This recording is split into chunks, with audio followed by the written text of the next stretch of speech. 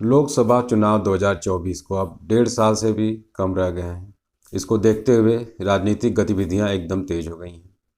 हम बात करें बीजेपी की, तो बीजेपी के जो राष्ट्रीय अध्यक्ष हैं जेपी नड्डा जी, जिनका कार्यकाल 1 साल के लिए बढ़ा दिया गया है, वो वाराणसी दौरे पे थे।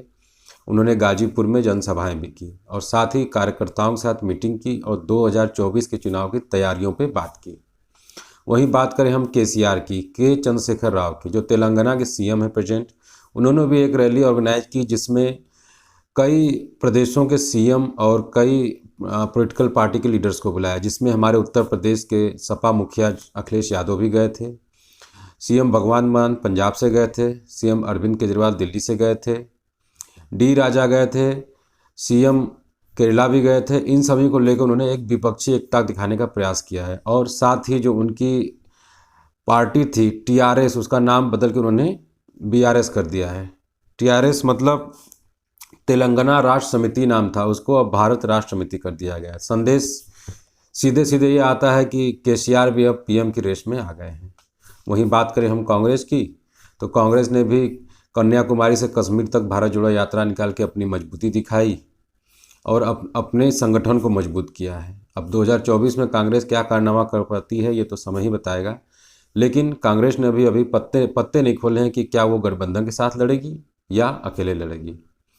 अब हम बात करेंगे नीतीश कुमार की, जिन्होंने 6-7 महीने पहले बीजेपी से गठबंधन तोड़ के आरजेडी का हाथ थामा और फिर से सीएम बने। एनडीए के वो पुराने साथी रहे हैं, लेकिन इससे पहले उन्होंने 2014 में भी एक बार एनडीए का साथ छोड़ा था, उन्होंने पुनः फिर एक बार साथ छोड़ दिया। तो उनकी महत्वाकांक्षा सीधे सीधे दिख रही है कि वो भी अपने आप को पीएम कैंडिडेट में आगे लाना चाहते हैं। हमेशा से ये रहा है कि नीतीश कुमार ने अपने आप को कभी भी पीएम मोदी से कम योग्य कैंडिडेट नहीं समझा है। हमेशा इनके बीच तकरार भी रही है। 2014 में भी उन्होंने एनडीए का गठबंधन छोड़ के अलग से चुनाव लड़ा, जिसमें 20 सीटें जिसमें ये जीते थे उसमें से केवल 2 सीटों में सिमट के रह गए। उसके बाद फिर पुनः चुनाव होता है 2015 में स्टेट असेंबली का। तो नमस्कार, मेरा नाम प्रशांत श्रीवास्तव है। इस वीडियो में हम बात करेंगे क्या सीएम नीतीश कुमार पीएम के कैंडिडेट हैं, क्या वो कभी पीएम बन पाएंगे, क्या उनके चांसेस हैं, इस पे हम बात करेंगे और आंकड़ों की बात करेंगे कि कितने चांसेस हैं सीएम नीतीश कुमार के पीएम बनने के।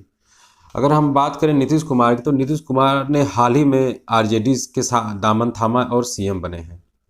ये संदेश दिया जाता है और कई जगह उन्होंने बिहार में होर्डिंग भी लगा रखी है कि जिसमें पीएम मोदी के खिलाफ उनको दिखाया गया है और वो चुनाव लड़ने की तैयारी में है। और कई बार वो ऐलान भी कर चुके हैं, सुगबुगाहट भी दी है कि नहीं हम पीएम का कैंडिडेट, मतलब खुल के तो वो कुछ नहीं कर रहे हैं, लेकिन सुगबुगाहट ऐसी है कि पीएम का कैंडिडेट का चुनाव वो और पूरी तरह लड़ेंगे। और उनके करीबियों का मानना यह है कि इस बार 2024 में वो कंटेस्ट करेंगे पीएम के।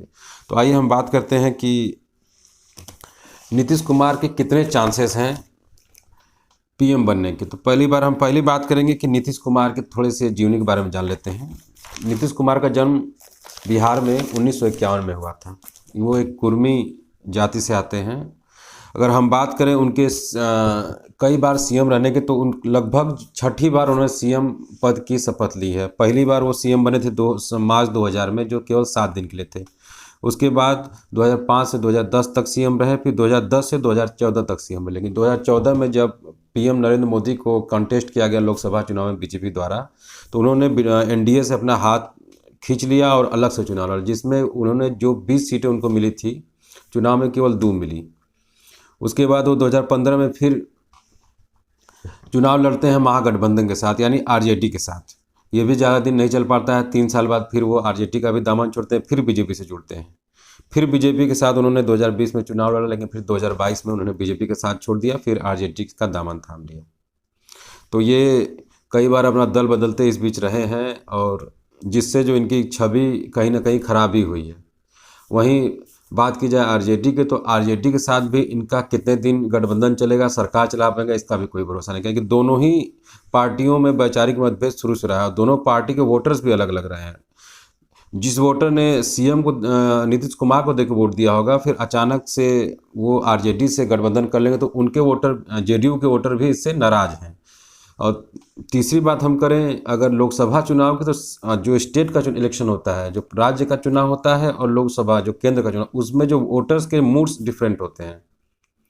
जरूरी नहीं कि जो वोटर्स स्टेट इलेक्शन में आपको वोट कर रहा है वो नेशनल जो वोटिंग होगी लोकसभा की उसमें भी आपको वोट करे।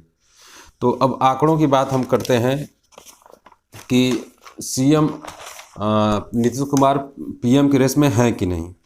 तो अगर हम बात करें 2019 के लोकसभा चुनाव की, तो बीजेपी को 303 सीटें मिली थी, जिसमें 37.36% का वोट शेयर बीजेपी का पूरे भारत में था। दूसरे नंबर पर कांग्रेस रही, जिसका 19.49% वोट शेयर था और 54 सीटें पाई थी। तो ये वोट शेयर के मामले में ये दो पार्टियां सबसे फ्रंट पे थी। तीसरे नंबर पे थी टीएमसी, तृणमूल कांग्रेस, जिन्हें 22 सीटें मिली थी और 4.03% का आंकड़ा था इनका। फिर बीएसपी आती है, फिर एसपी आती है, फिर जेडीयू आती है। बीएसपी को 10 सीटें मिली थी उत्तर प्रदेश में, और सपा को 5 सीटें और जेडीयू को 16 सीटें बिहार में। और जेडीयू का जो वोट परसेंट है मात्र 1.45 का, वो भी ये इतनी सीटें इन्होंने तब जीती जब इनका बीजेपी से गठबंधन था, जब एनडीए के साथ ये थी। तो अगर हम परसेंटेज की बात करें तो अभी भी दूसरे नंबर पर कांग्रेस है। तो अगर कांग्रेस ने नीतीश कुमार का साथ नहीं दिया तो उनका तो सीएम बनना मुश्किल ही है। और सभी कहते हैं, सभी जानते हैं कि केंद्र में सरकार बनाने का रास्ता उत्तर प्रदेश से होकर जाता है। तो अब बात करें हम उत्तर प्रदेश की, तो उत्तर प्रदेश में 80 लोकसभा सीटें आती हैं, जिसमें से अभी 10 लोकसभा सीटें जो हैं बसपा के पास है, 5 सपा के पास, यानी 15, और 65 जो है बीजेपी के पास है।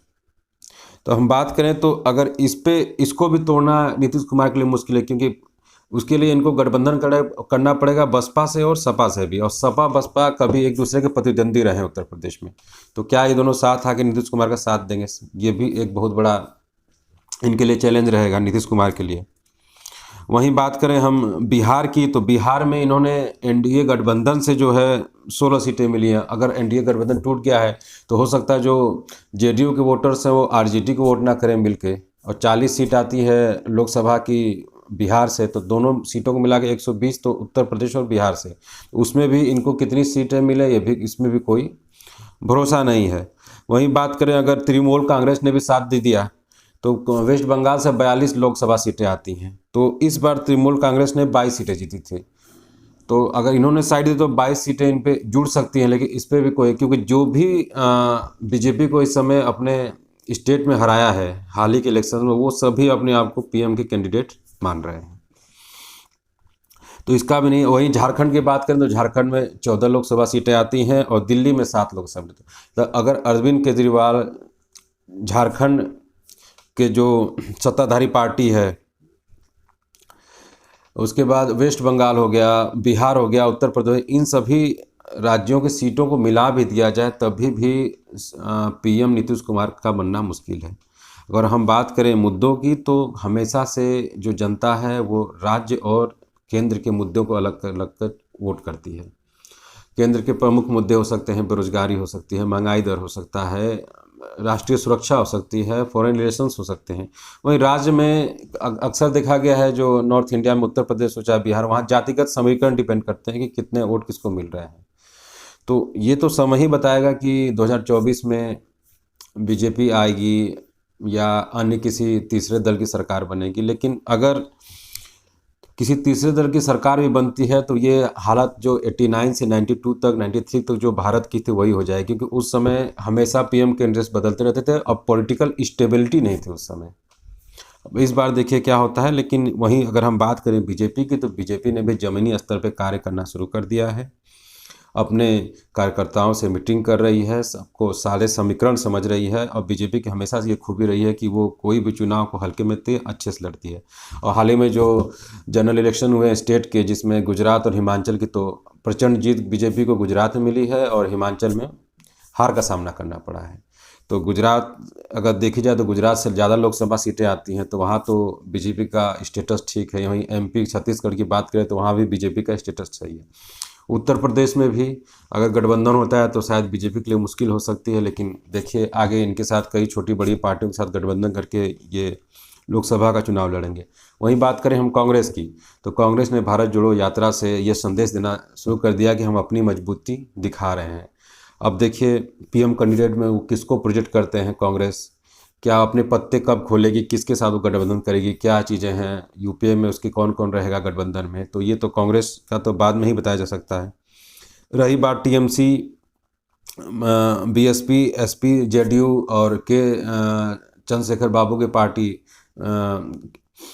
टीएसआर, इन सबों के गठबंधन में क्या होता है, कौन किसके लिए लोग समिति बनाती हैं, कौन इनका नेता होगा, ये तो समय ही बताएगा। लेकिन आने वाले समय में देखा जाए कि वोटर्स का मूड क्या होता है, वो किसको पसंद करती है।